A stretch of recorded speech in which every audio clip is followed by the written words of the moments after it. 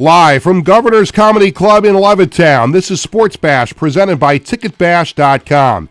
TicketBash.com, where memories are made affordable and where you'll never pay a service fee. SportsBash is also presented by the Ryan Anthony Head Start Fund, a group of like-minded individuals trying to raise awareness to our future generations of all possibilities of success other than just college. For more information, visit www.lookwhomadeit.org. Sports Bash is brought to you by the Embassy Diner, located at 4280 Hempstead Turnpike in Bethpage. Every customer is considered family at the Embassy Diner. Mention Sports Bash and get a free dessert with your meal. By Coaches Collectibles, your number one source for 100% authentic sports memorabilia and live public autograph events. Check them out online at coachescollectiblesny.com. And by the Marty Lyons Foundation, the official charity of Sports Bash Media. For more information, go to martylyonsfoundation.org. Well, hi again, everyone. I'm Peter Schwartz. Welcome to the show on this kind of really yucky, miserable Thursday here on Long Island. And Tony let me in before. It was a gust of wind, and I'm pretty heavy myself. So even that gust of wind was moving me a little bit. So it's really yucky out there, and I think it's going to get worse. It's supposed to clear up tomorrow, but right now, I mean, I can't speak for what it's like out in Suffolk County, but if you're anywhere in this Levittown area, just, be careful because it's starting to get, pretty bad out there and windy. So please be safe. Make sure you're following Sports Bash Media on X, Instagram, Facebook, and TikTok, and make sure you are subscribing to Gov's Comedy Club podcast on YouTube and Facebook. Sports Bash is now also available on Apple Music and Spotify. I already mentioned Tony's name, so I might as well get this out of the way right now. Tony Walker, my producer, who hosts the Knock 'em Dead comedy show from Monday through Friday, 11 to 12:30. And I apologize, I didn't get a chance to listen to any of the show today. I was a little preoccupied with something, if you understand what I'm saying. I do. Yes, he does. Later on in the show, I'll be joined by Kelley Franco from the 3 Inning Fan podcast.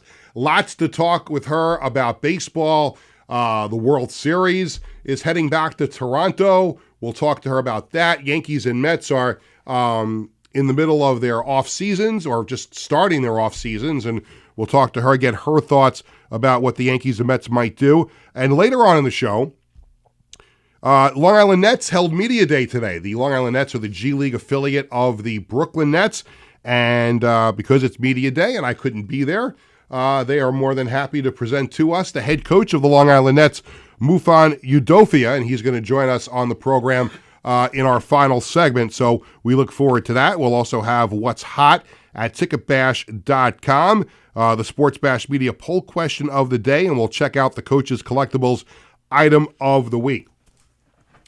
There's so much to talk about. I mean, we could talk about the weather at 516-465-3990, and I do feel somewhat what's the word I'm looking for? Suited, I guess, to talk about the weather because I did take a meteorology class when I was in college. And the only reason why I took the meteorology class was because the course ended with a weather report. Like they filmed you like as if you were on TV as a meteorologist doing a weather report. And I got an A in that class. So I feel pretty good that, I didn't get too many A's when I was in college, but I did get an A in that class, and the only reason why I took it was because of the broadcasting component that was there at the end. But all I can tell you right now is there's more than a few cumulus clouds in the air outside. It's yucky. It's yucky. So if you don't have to go anywhere, and I know you hear it on the news all the time, if you don't have to go anywhere, don't schlep your butt around. Stay inside if you can. Obviously, you have to work, and you have things to do, but it's definitely not a time to go to the backyard and go play ball with the kids. That's definitely not what's going on outside. And our local high school, where my younger son Jared goes to school and where Bradley went to school, MacArthur has a home football game tonight. And the first thought that comes into your mind is, well, if it's like this and it's only going to get worse, do they still play the game or do they move it to another time? And that brings up a whole nother issue because one of the big reasons why some Long Island high schools have to play football games on a Thursday night, technically, historically, you would play football games Friday night lights, or you play on Saturday afternoons. There are some cases now where games have to be played on Thursday night because there's a lack of officials. And that brings up, we can do a whole show on that, on high school officials and the parents' behavior and a reason why that, there's not enough high school football officials. So basically, if you spread out high school games over, Thursday, Friday, Saturday, and some of the Catholic League games take place on Sundays. So you literally you might have some officials that are working 3, maybe 4 games in a week. And the reason they have to they don't have enough of them. So you can't have too many games in one day. You've got to spread it out. You've got the games in Suffolk County. You got the games in Nassau County. You got the Catholic League games as well. But this is a day, man, I'm telling you right now, certainly if Bradley was playing tonight, suck it up when you go. But this is not a night to be outside watching a football game, unless, of course, you have a vested interest in it. So if you're going, just, be careful and protect yourself against the elements. Here's the real thing that I wanted to start off with, because we've spent so much time on this show, and they've talked about it a lot on other sports talk shows and podcasts, and it's almost like sounding like a broken record. Because when you talk about the same subject over and over and over again, it tends to get a little monotonous, and quite frankly, for you, the viewer and the listener, it tends to get a little bit boring. But I don't think this is boring at all, because I think this is going to be a topic for local fans, especially Jets fans, until the problem is rectified. And that problem is Woody Johnson. And the reason why I bring it up, because I wasn't really going to, I was going to maybe talk about some other things first, but the reason why I brought this up is that there is a podcast that former Jets quarterback Jordan Travis is on. And if you don't know the name Jordan Travis was a Jets draft pick. He was a quarterback at Florida State, and he was a highly touted NFL quarterback prospect a couple of years ago, and then he had a really bad season-ending injury to his leg, and his leg was in bad shape. But the Jets took a flyer on him later in the draft. I don't remember exactly what round it was. It might have been the 3rd or the 4th round, because if this guy was healthy, he would have been a first-round draft pick. But he got hurt, missed season-ending injury, and he never was able to recover. Last year, I think he spent 2 years in training camp with the Jets, and he had to retire because of the injury.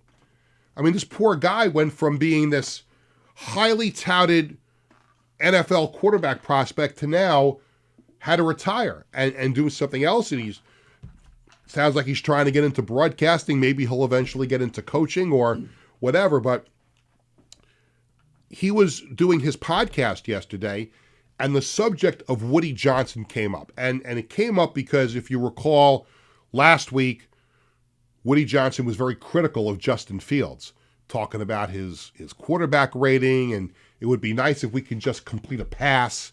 I mean, stupid crap that the owner, especially one that we've come to know, doesn't really know much about football and hasn't really bothered to learn about it over 25 years of owning the Jets. And this guy is ripping Justin Fields because he, especially in the game before last, he really, really struggled and he was benched, and they went to Tyrod Taylor in the second half. But Woody Johnson is just a freaking buffoon. And then Justin Fields, man, I give him credit. That first press conference, he handled it like a pro, very mature, much more mature than your I don't even know how old Woody Johnson is. I think he's probably in his 60s, but just showing so much maturity in the way he handled the questions about it. And then he goes out there, and the Jets put up 39 points, and they get their first win of the year against the Bengals. But this was brought up to Jordan Travis on that podcast yesterday. And remember, Jordan was injured for his 2 years with the Jets. And the other host asked him about, Woody Johnson, talking about him. And you know what Jordan Travis says? He never came up to me and asked me how I was feeling. Never came up to see how he was doing. All Woody Johnson would come up to him and say, "You ever going to get healthy?" And that's a quote, because I went back I saw the tweet about it, and I went back and watched it, and it's the exact words that came out of Jordan Travis's mouth. Woody Johnson went up to him and said, "You ever going to get healthy?" I mean, are we being serious here?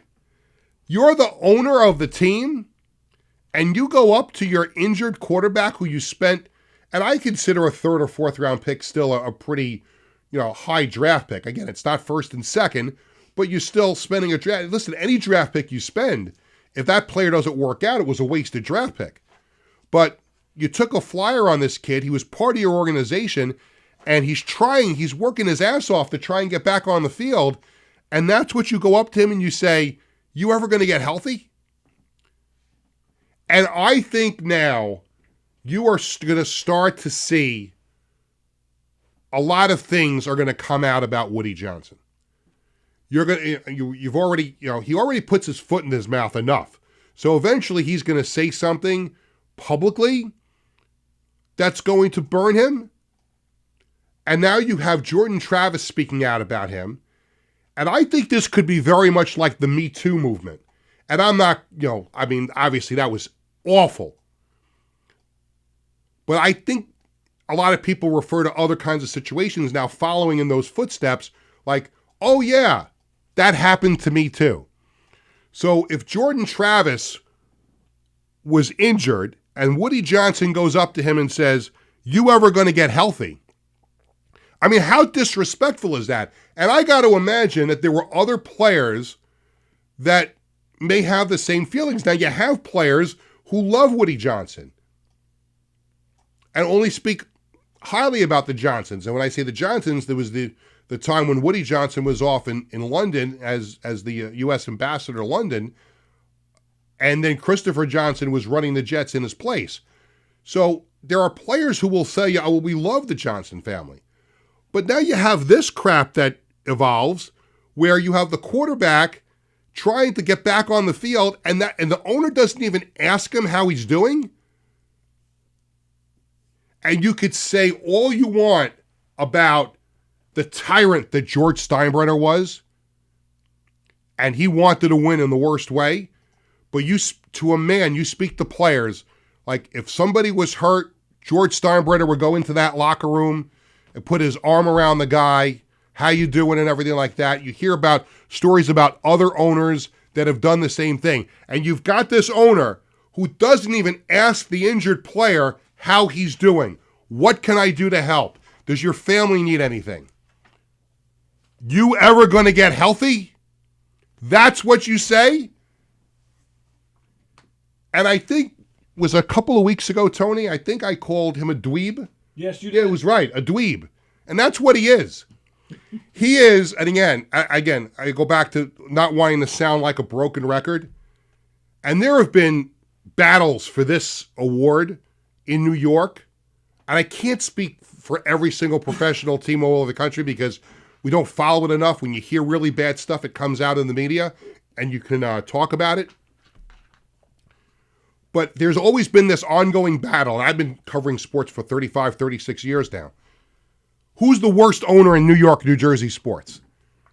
I mean, there was a time when people thought the Islanders had the worst ownership. There was times when people thought the Knicks and Rangers had the worst ownership. The Nets, the Mets. Some people think the Yankees have the worst ownership now because Hal Steinbrenner can't hold a candle to what his father was. But I think it's without a shadow of a doubt right now that the worst owner in New York sports, and I can't take 100% credit for this because the New York Post had a story about it the other day, but Woody Johnson, hands down, hands up, hands down, hands in the middle, hands all over the place, is the worst owner in New York, New Jersey sports. And it's not even close, everybody. It's not even close. In 25 years of owning the team, the amount of non-playoff years to playoff years.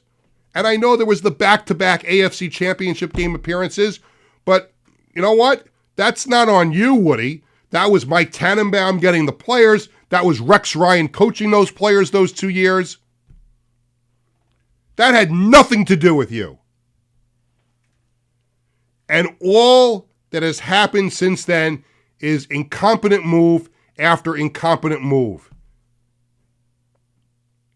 And again, think about how stupid this man is. What just happened on Sunday? We lost one of the all-time great players in Jets franchise history, Nick Mangold, tragically with a kidney problem.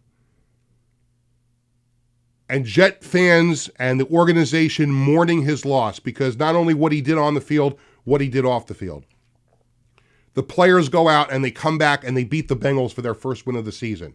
But we're still reeling as Jet fans. We're still reeling because at the end of the day, the most important thing everybody's thinking about in the last few days as far as the Jets are concerned is still the loss of Nick Mangold and his wife and 4 kids that he left behind.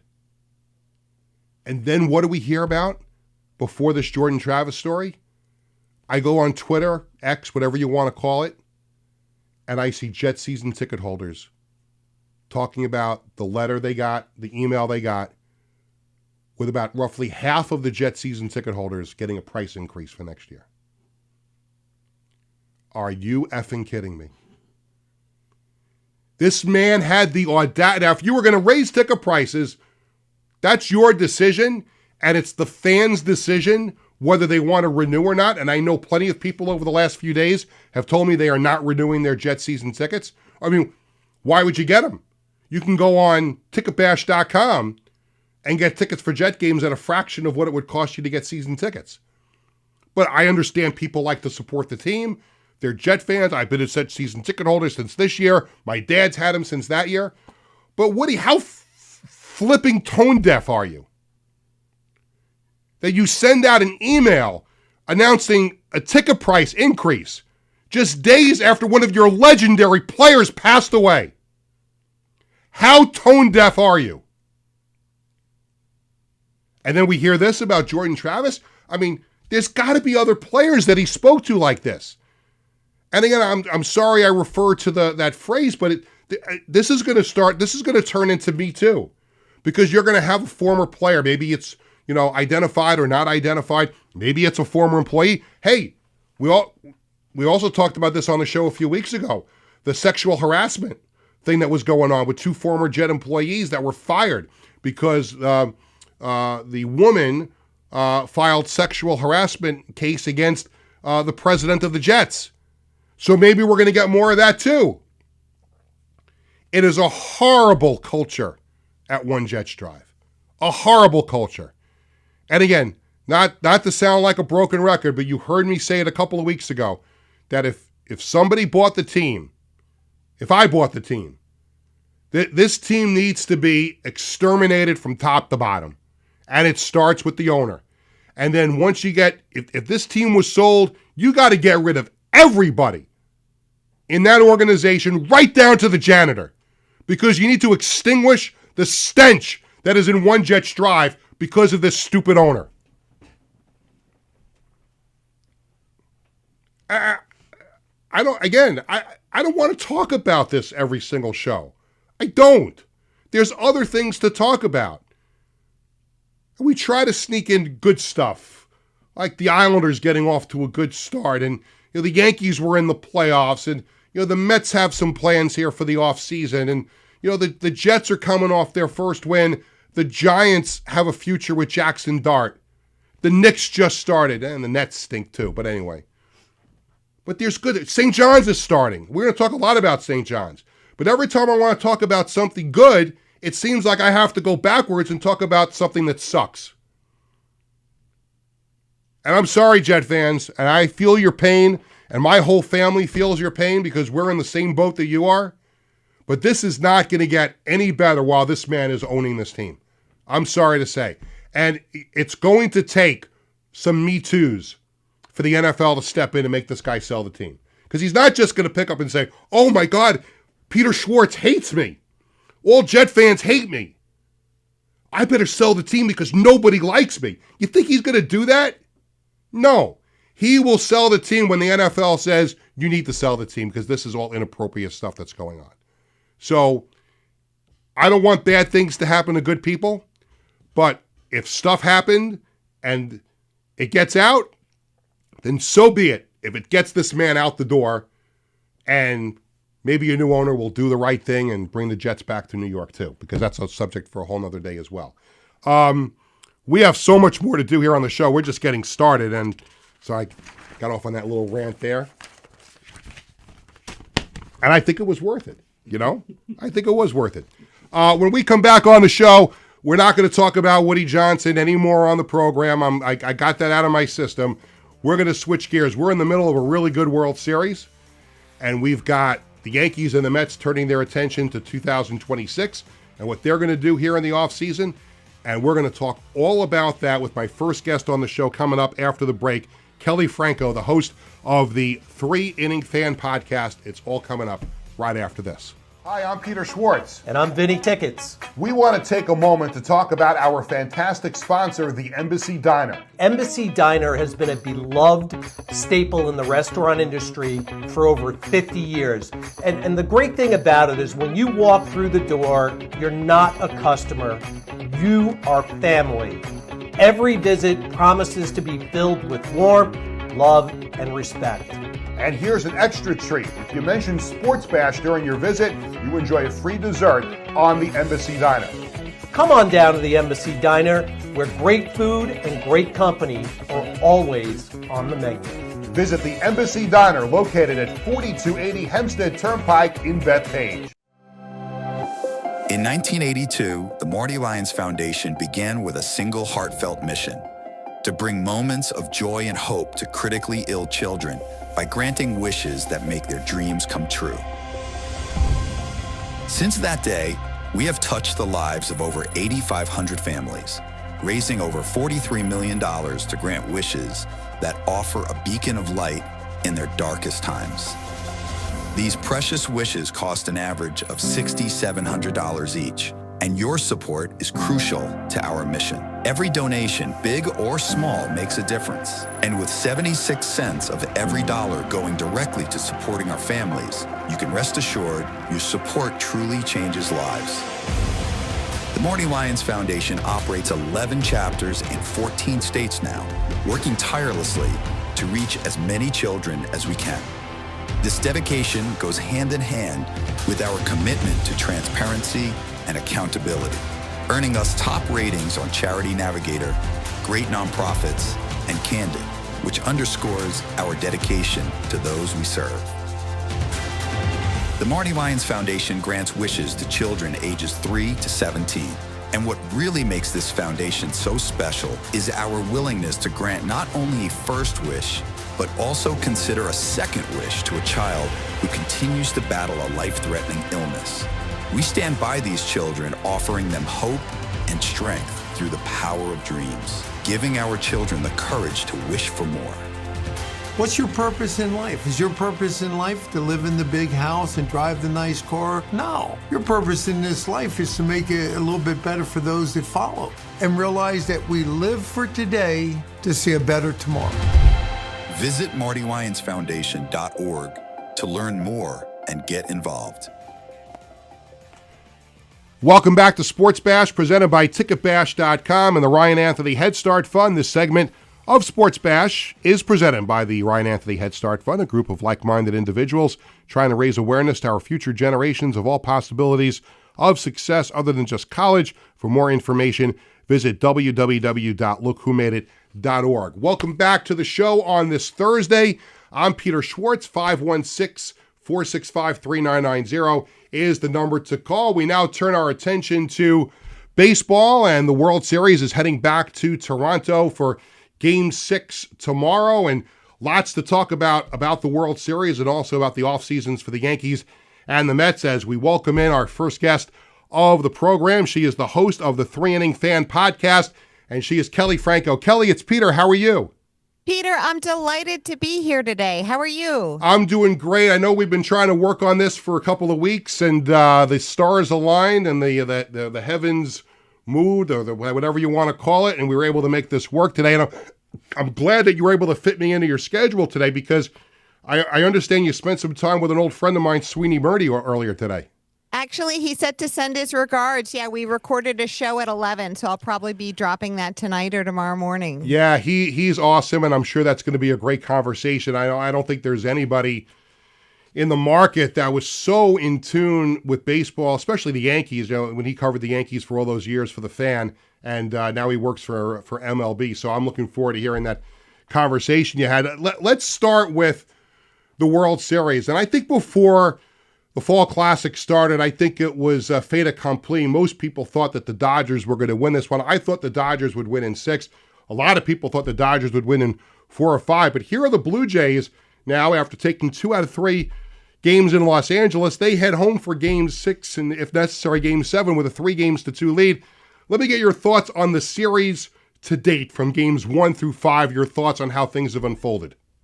Well, first of all, I've got to compliment your French. I didn't know this was such a highbrow program. You with the fait accompli. I didn't. Well, you know what? If you pay attention to enough TV, Kelley, you watch enough shows, and my wife and I are kind of sophisticated when it comes to our TV viewing.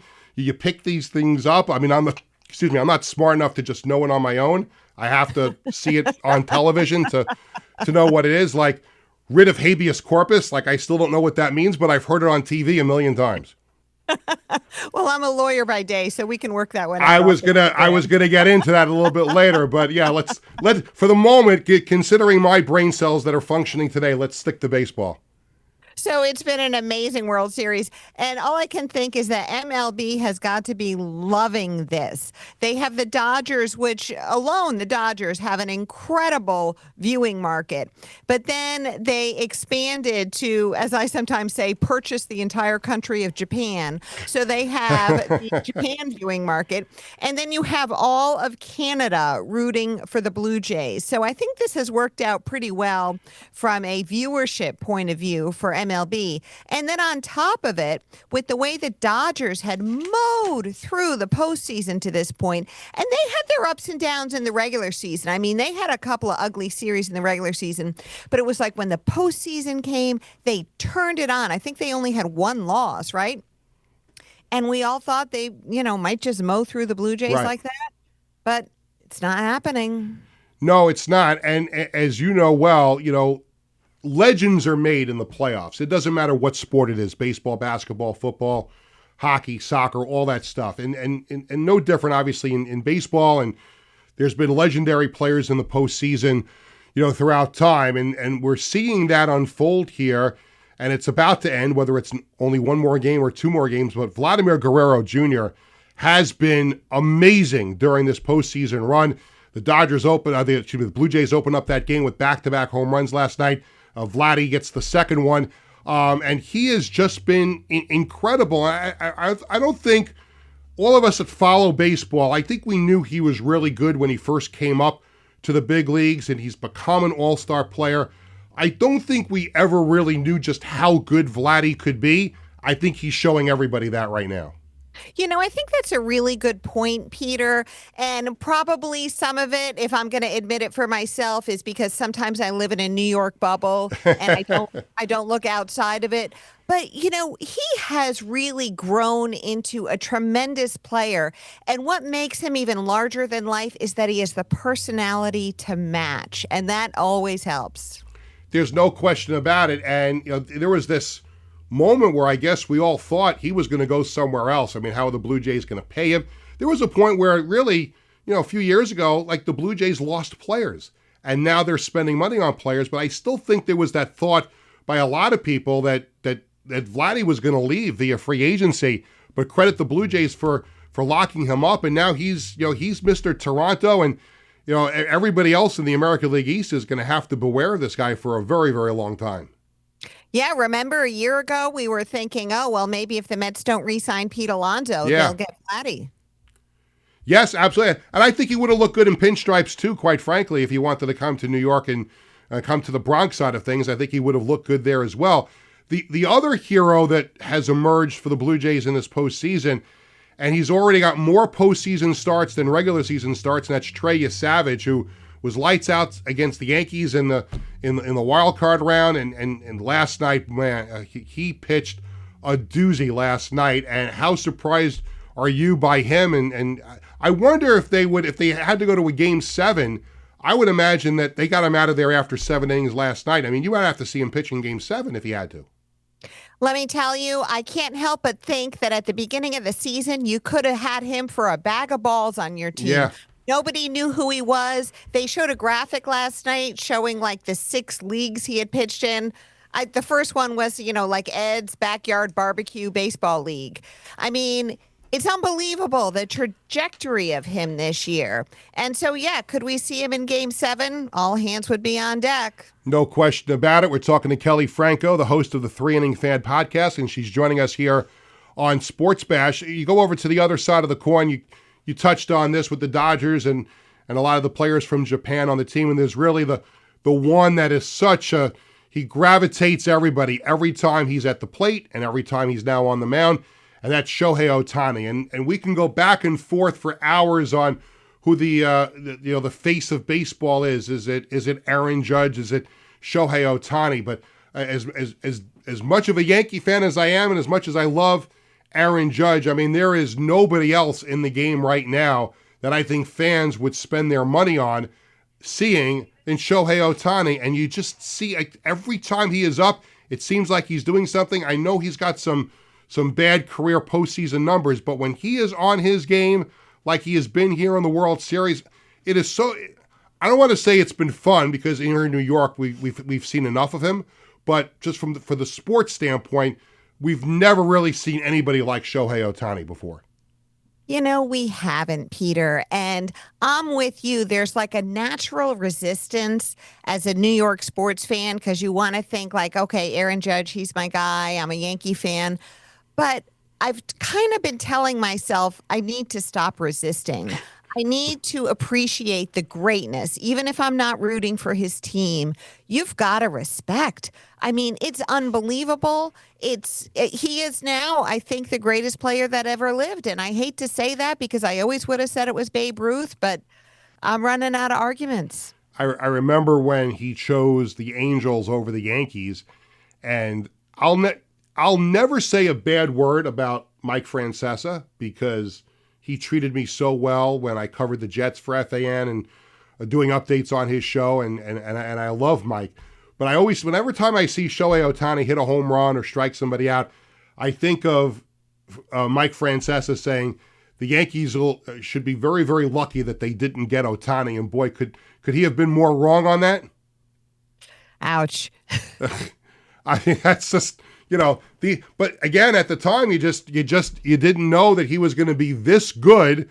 And even after Tommy John surgery, he could still pitch. So it's just amazing. So we go back to Toronto for game 6 tomorrow. And if necessary, game 7 on Saturday. The Blue Jays are up 3-2. How do you see the rest of this series unfolding?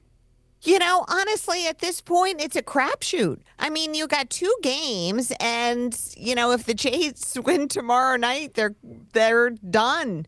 I mean, it's incredible. I don't know what else to say. I think, with the Dodgers bullpen, that's really the thing that concerns me with them going forward, and with the fact that their bats have quieted down. Mm-hmm. And it's weird because, like I said, in the postseason, they had just turned it on. But the past few days, it hasn't been there. And the Blue Jays bats are incredible. And what a statement last night. Bang, bang. Ernie Clement, Vladdy Guerrero, 2 solo home runs really set the tone. Rogers Center is going to be rocking for game 6 tomorrow. It was rocking last night for their viewing party as they watched the Blue Jays take game 5. Let's turn our attention to the locals because for Yankee and Met fans, it's the off season and you start to look ahead and see what the 2026 versions of these two teams are going to look like. Let's start with the Mets first, since they did not go to the postseason, and you could make the argument that they probably have some more work to do. When you look at the Mets as they're constructed now, David Stern's back as the baseball czar, and Carlos Mendoza back as the manager, and obviously that roster is going to change quite a bit as we head towards spring training in 2026. When you look at the Mets in your crystal ball, what do you see happening for them in the offseason? Well, I think it's complex, and there are a few different things going on. But the main one you have to point to is starting pitching. Mm-hmm. I mean, what a hit they took this year. Senga Senga isn't the Senga that he was when the Mets first got him. Yep. He wasn't the ace of the staff, and I said at the beginning of the season that staff is going to go how Senga goes. And then you had Minaya get hurt, and I liked the Minaya re-signing at the beginning of the season, so I can't condemn it. But he got hurt, and even kind of when he came back, now he's got the loose bodies in his arm, which sounds like some weird Stephen King movie. But anyway, so he's got to get those taken care of. And so we probably waited a little too long to bring the youngsters up. When they brought up McLean, he was obviously fantastic, did not disappoint. Sproat and Tong need a little more polishing up, and I wouldn't be surprised if at least Tong started next year down in AAA, maybe Sproat too. Or maybe those two are trade bait. I do not think that McLean is trade bait. No, he's the real deal. There's no question about it. Yeah. The only one, if Skeens were on the market, I would think about McLean just because Skeens has, I think, 3 years of control left. But I wouldn't get rid of him for someone like Tarek Skubal because he's only got 1 year left. Right. But, you're hearing a lot of talk about some of these big names, and Tarek Skubal is definitely up there. And I think, one big concern is if we have this lockout in 2027, which I don't know what I'm going to do if we do. I'll have to go get a real life. But you'll have to go watch some minor league baseball, and I'm sure the Savannah Bananas will increase their schedule. Oh my God, will they ever? They will make out like kings, like they're not already. But, so there could be a real feeling of 2026, make it count because we don't know when it's coming back. You think Pete Alonso is back with the Mets? I do. I think he comes back. I think they need his bat. I think it's irreplaceable. He's not the greatest defensive first baseman, but I think if you look at the other options out there, you're going to give up a lot and get a little more defense. Like Josh Naylor is going to be better on defense, but you're not going to replace his bat. I can't remember who else is out there. Oh, well, one intriguing option is this Japanese player, Minnetonka Murakami. Yep. Stearns went out to watch him, and he's kind of interesting, and he's got a bat, too. So that might be an interesting choice. And when we look at the Yankees, and obviously they came a game shy of winning the AL East. They finished in a tie with the Blue Jays, but the Blue Jays wound up with the tiebreaker, and then the Yankees lose to the Blue Jays in the playoffs. This Yankee situation is fascinating because there's such a big part of the fan base, and a lot of people in the baseball and just general sports media feel like, well, maybe time has run its course for Brian Cashman. Maybe the Yankees need this new voice, but it doesn't sound like that's going to happen anytime soon. So when you look at the way the Yankees are constructed, they've got some question marks. Is Cody Bellinger going to come back? Do the Yankees continue to fix the bullpen? When you look at the Yankees a year removed from getting to the World Series, is this a complete teardown and rebuild that's needed, or do you think the Yankees can get back to prominence by just tweaking things a little bit? I think they need to look at their rotation, their bullpen, and their outfield. Their rotation is a problem because they're going to have Cole, Rodon, and Schmidt all starting the season on the IL. I mean, Rodon, they said it would just be a couple of weeks, but as far as I'm concerned, that's Yankee speak for maybe we'll see him after the All-Star break. So, you're talking about Cam Schlittler and Fried. I mean, those are your two certain guys. And you got a Will Warren and a Luis Heel floating around. You're going to have to construct a rotation for that April, May, June. So that's a concern for me. Yeah. Belly, I'd really like to have him back. He will exercise, or he is exercising his opt-out. I think he has a good bat, but he's versatile too. And I think the Mets should be going after Belly also. I mean, he can play outfield, he can play first base. And that's someone that the Mets could use as kind of, to play him against Alonso if they wanted. Tony, you keep your hands off of Yankee property. No Cody Bellinger going to my producer Tony's Mets. I'm telling you. Tony, don't make me go over there, Tony. Now, yeah. So the whole Met Yankee thing leads me to my next question, and we have a few minutes left with Kelley Franco, the host of the 3 Inning Fan podcast. And Kelley, in the last week or so, when I promoted the fact that you were going to be on the show, and I only picked this up from your social media, but you and I share something in common, and that is we are both in mixed marriages because I'm a Yankee fan and my wife is a Met fan, and I believe you're the Yankee fan in your household, and your husband is a Mets fan. So I will throw it. Did I get that right? You did. Okay, so let me throw this out there, and I'll follow it up with our end. How do you guys get along? You know, Especially during baseball season. we get along pretty well. One big plus is that I love the Mets booths, both the TV and the radio Yes. booths. So Agreed.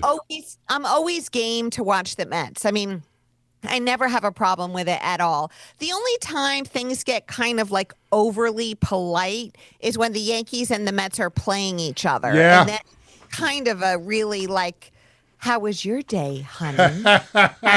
kind of situation. And see for me, it's worse when that happens because my wife and I had to compromise when we had our first child. So my wife got the Mets for the kids, I got the Islanders. So now when the Yankees play the Mets, I'm on an island by myself in the Schwartz household, to the point where like if the Yankees lose to the Mets, I mean I get it for 24 hours until the next game.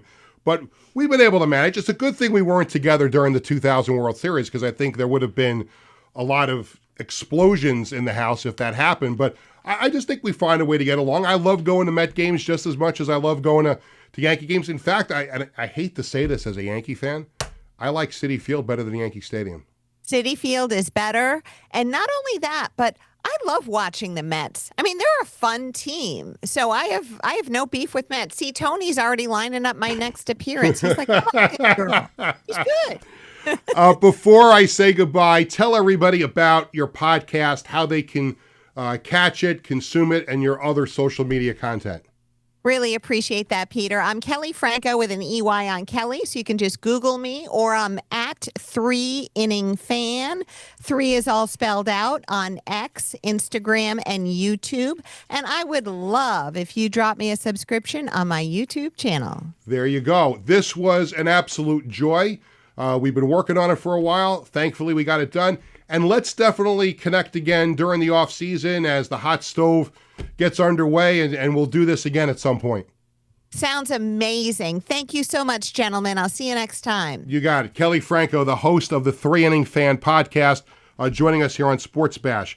Still more to come. When we come back here on the show, we're going to talk some hoops with the head coach of the Long Island Nets of the G League, Mfon Udofia. He's going to join us when we come back right after this. Hi, I'm Peter Schwartz. And I'm Vinny Tickets. We want to take a moment to talk about our fantastic sponsor, the Embassy Diner. Embassy Diner has been a beloved staple in the restaurant industry for over 50 years. And the great thing about it is when you walk through the door, you're not a customer, you are family. Every visit promises to be filled with warmth, love, and respect. And here's an extra treat. If you mention SportsBash during your visit, you enjoy a free dessert on the Embassy Diner. Come on down to the Embassy Diner, where great food and great company are always on the menu. Visit the Embassy Diner located at 4280 Hempstead Turnpike in Bethpage. Hi, I'm Peter Schwartz. And I'm Vinny Tickets. We want to take a moment to talk about our fantastic sponsor, the Embassy Diner. Embassy Diner has been a beloved staple in the restaurant industry for over 50 years. And the great thing about it is when you walk through the door, you're not a customer, you are family. Welcome back to Sports Bash, presented by Ticketbash.com and the Ryan Anthony Head Start Fund. This segment of Sports Bash is brought to you by the Embassy Diner in Bethpage. Don't forget to mention Sports Bash and get a free dessert with your meal. Welcome back to the show. I'm Peter Schwartz. Phone number to call is 516-465-3990. Today was Long Island Nets Media Day at Nassau Coliseum as the G League season is about to get underway. And I usually go to Long Island Nets Media Day because usually it fits into my schedule, but today it did not because I had to host the show at the exact same time that they were doing Media Day. So we gave a little call to the Long Island Nets, say, hey, can we get somebody on the show and still talk about the Long Island Nets today? And we're doing just that. We welcome to Sports Bash the head coach of your Long Island Nets, Mfon Udofia. Mfon, it's Peter. How are you? Hey, Peter, how you doing? Nice to have me on. Oh, my pleasure, and thanks for taking some time out. I know it's Media Day is always hectic because you got all the photos going on, the players are getting pictures, physicals, all that thing, and you're meeting with the reporters, so I appreciate a little extra time on this media day. When you go through a day like today, and that means that the season is right around the corner, training camp has started, how excited are you for the start of the new season? Very excited. Very excited about our group. Very excited about the guys. We've had a tough 3 days of training camp so far, and those guys have been playing hard. Very, very competitive, and just excited to get going. What's your outlook for the season? In their history, the Nets have made the playoffs, a handful of times. There was one year where they got to the Eastern Conference, final. When you look at this roster and the team you've assembled, what's your outlook for the season? Just to help these young men develop, as players, but also as people. Help these young men develop as players, as people, and to kind of help speed up their process. It's going to take time, but with some of the guys being in the G League, they get those real live game reps. So help those guys speed up their process. So eventually, when they go play with the Brooklyn Nets, they're able to plug and play.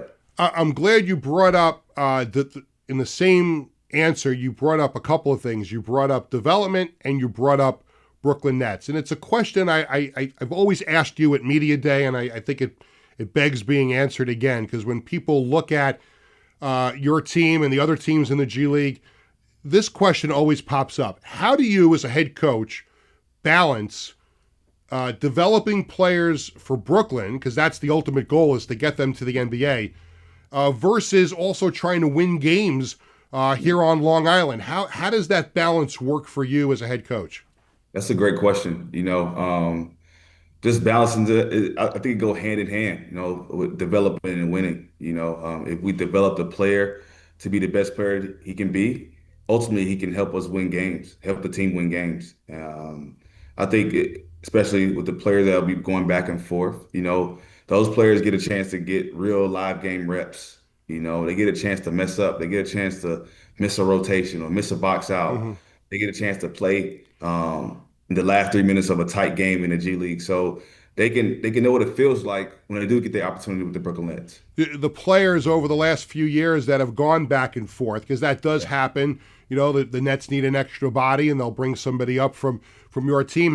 Have the players that have gone back and forth, is there like an affectionate name for the shuttle? Like, do they call it the LIRR, net shuttle, because you're going from Long Island to Brooklyn on the Long Island Railroad? Do they embrace that? Do they have an affectionate name for it?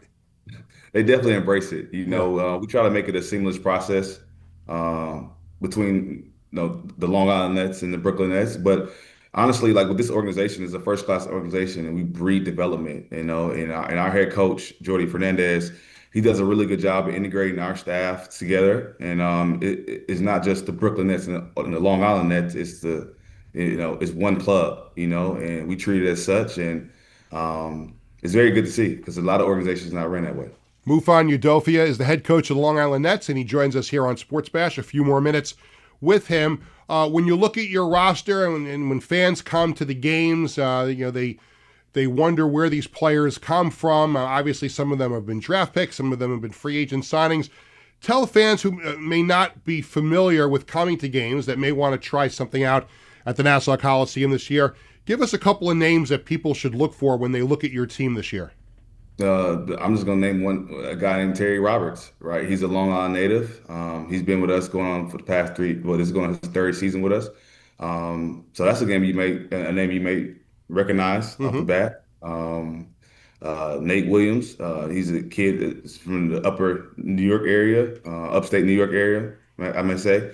That's another name fans may be familiar with. But honestly, just all our guys, when you come to a Long Island Nets game, you're going to see a bunch of guys that are passionate. It's going to be exciting basketball. You're going to see guys that's going to play extremely hard. And it's going to be fun. It's going to be a fun atmosphere. And I have to tell you, I've been to games with my family, and it's an absolute joy coming to your games, because it's such a lively atmosphere. They do a great job with the game ops and the entertainment. And I know you've got your own concerns coaching the team, but you've been here for a few years now. How cool is it to see how these games are presented at Nassau Coliseum? Oh, it's very cool. Like, we have different theme nights, throughout the year, which is good to see. Our players wear different uniforms for that game, whatever the theme is for that game. But it's very cool to see. It's very cool to coach in a building like this. The historic building. I think I may be mistaken. Dr. J won 2 ABA championships He in this sure building. did. He sure did. So it's a really good feeling, especially as a head coach, to play in an arena like this. Yeah, that was going to be my next question, and you've seen my list of questions because you've been great with transitioning from one into the next. But while most people look at the Nassau Coliseum's history and they look at the Islanders winning Stanley Cups, but there's a lot of basketball history in the Nassau Coliseum. You mentioned the New York Nets of the ABA, and they played in some NBA games, a couple of seasons at the Coliseum before they moved to New Jersey. And of course, there's been tons of high school, college games, and, the Harlem Globetrotters have played there. So for you as a coach, what's the feeling like when you step into that building every day and you're coaching in a building that has housed so many great basketball moments, especially Dr. J? Yeah, no, I mean, I take it as a sense of pride, because he is a legend. He's a basketball legend. And Dr. J is a household name, if you know basketball, if you study the game basketball, you hear that name. And for him to win 2 ABA championships in this building, and for me to be the head coach of the Long Island Nets and to coach these guys up in this building, I take it as a sense of pride. People always ask me, around the community, like, so where are the games? I was like, the Nassau Coliseum, and they just speak so highly of this building and stuff like that. So I'm extremely happy about that. Well, I remember there was one time I went with my family, and we got fortunate. We were invited to come to the game, and I like to call it the Spike Lee seats because our feet were on the floor. Okay. And this is really cool for people. And if you want to try and give yourself a treat one night, it was the one night, the only night in my life I've ever had my feet on the floor for a basketball game, and it was at one of your games, and it was so cool. And it was a few years ago when my kids were a little younger, and during the timeout, the referee comes over and hands my kid the basketball, and then the other one during the next timeout.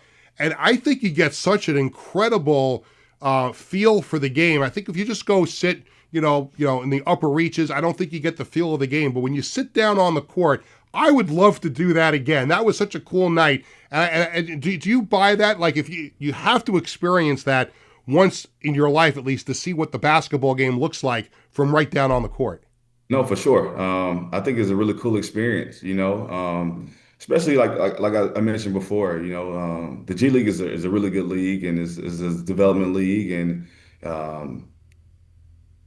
it's a league where the referees are developing, the players are developing, the coaches are developing. So you're going to see extreme passion, especially if you're sitting courtside and your feet is on the floor. You're going to see the guys playing hard. You're going to hear the guys talking. So it's going to be your adrenaline is going to be pumping for sure, because you're going to just see the enthusiasm and the passion the guys are going to be playing for. So if you're not able to make it out to a Brooklyn Nets game, you can always come out to a Long Island Nets game and just experience just the atmosphere. Absolutely. It's a great experience, and the season opens with the home opener on Friday, November 7th against the Capital City Go-Go. Then you'll have your first meeting with the rival Westchester Nets on December 10th in Westchester. Mfon Udofia, the head coach of the Long Island Nets, thank you so much for spending some time with us on a busy day, media day at the Coliseum, and we will definitely see you at some games this season. Thank you so much. I appreciate it. You got it. Thank you so much. Mfon Udofia, head coach of your Long Island Nets. Well, it is now time for What's Hot at ticketbash.com on the local sports calendar. We'll start with soccer. NYCFC is going to host Charlotte in an MLS playoff game this Saturday afternoon at Yankee Stadium. On Sunday, the Giants host the 49ers. The Islanders host the Blue Jackets. The Knicks host the Bulls.